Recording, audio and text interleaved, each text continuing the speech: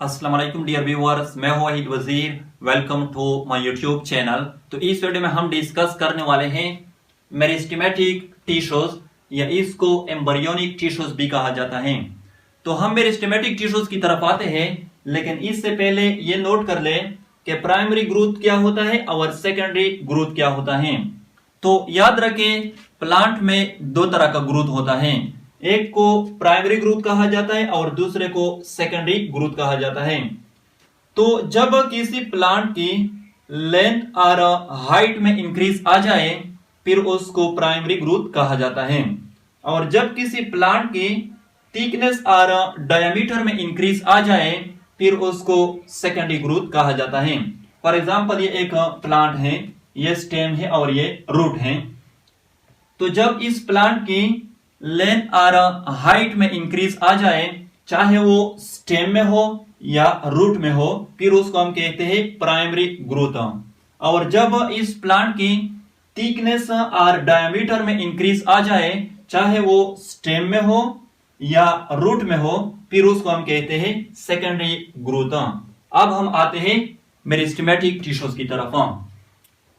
तो meristematic tissue को हम किस तरह डिफाइन करते हैं? A type of plant tissue which have the ability to divide and produce new cells is called meristematic tissues या embryonic tissues।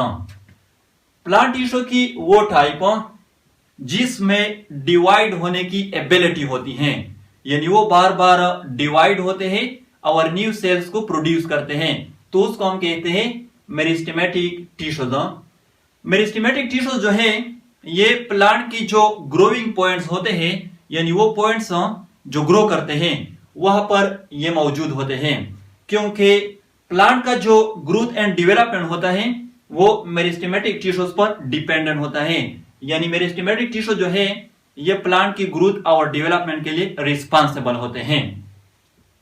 मेरिस्टेमेटिक टिश्यू जो है इसके टू टाइप हैं, apical meristematic tissue and lateral meristematic tissue.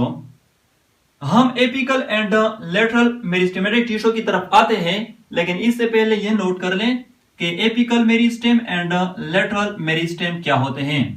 तो यहां पर apical का मतलब है एपेक्स और टिप, और यहां पर लेटरल का मतलब है पेरिफेरल साइड्स। फॉर एग्जाम्पल, ये एक स्टेम है और ये एक रूट है।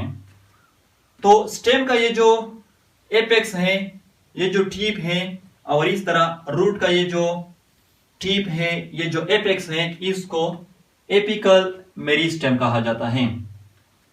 स्टेम का ये जो पेरिफेरल साइड है, इस तरह ये भी जो रेड कलर से मैंने शो किए हैं, और इस तरह रूट की भी ये जो पेरिफेरल साइड्स हैं जो रेड कलर से मैंने शो किए हैं, इसको लेटरल मेरिस्टेम कहा जाता है।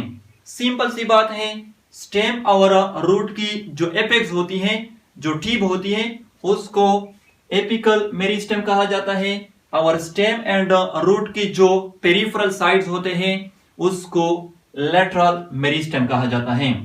अब हम बात करते हैं apical and lateral meristematic tissue की। वो मेरिस्टेमेटिक टिश्यू जो स्टेम और रूट के एपेक्स पर, टिप्स पर मौजूद होते हैं, उसको एपिकल मेरिस्टेमेटिक टिश्यू कहा जाता है, जैसा कि नाम से जाहिर है एपिकल। वो मेरिस्टेमेटिक टिश्यू जो स्टेम और रूट की पेरिफेरल साइड्स पे मौजूद होते हैं उसको लेटरल मेरिस्टेमेटिक टिश्यू कहा जाता है, जैसा कि यहां पर नाम से जाहिर है लेटरल। अब हम बात करने वाले हैं फंक्शन की कि apical and lateral meristematic tissue के कौन कौन से फंक्शन हो सकते हैं। याद रखें, जैसा कि अभी मैंने कहा कि एपिकल मेरिस्टेमेटिक टिश्यू जो है ये स्टेम के टिप एंड रूट के टिप पर मौजूद होते हैं। तो जो स्टेम के टिप पर मौजूद होते हैं वो इस तरह बार बार डिवाइड होते हैं और न्यू सेल को प्रोड्यूस करते हैं, जिसके नतीजे में स्टेम की लेंथ जो है, स्टेम की हाइट जो है वो इंक्रीज हो जाती है, और जो रूट के टिप पर मौजूद होते हैं वो भी इस तरह डिवाइड होते हैं और न्यू सेल को प्रोड्यूस करते हैं, जिसके नतीजे में रूट की लेंथ जो है वो इंक्रीज हो जाती है। लेटरल मेरिस्टेमेटिक टिश्यू जो है ये स्टेम और रूट की पेरिफेरल साइड पे मौजूद होते हैं। तो जो स्टेम में मौजूद होते हैं वो इस तरह डिवाइड होते हैं, इस तरह, जिसके नतीजे में स्टेम की जो थिकनेस होती है, जो डायमीटर होती है, वो इंक्रीज हो जाती है।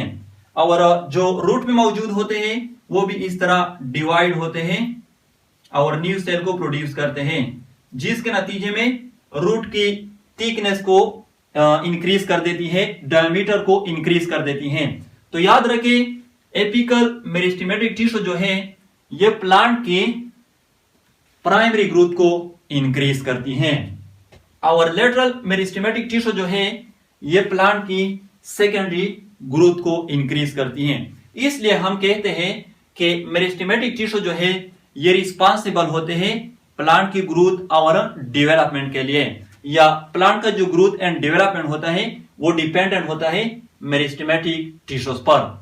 आई होप आप लोगों को वीडियो अच्छी लगी होगी। Thank you.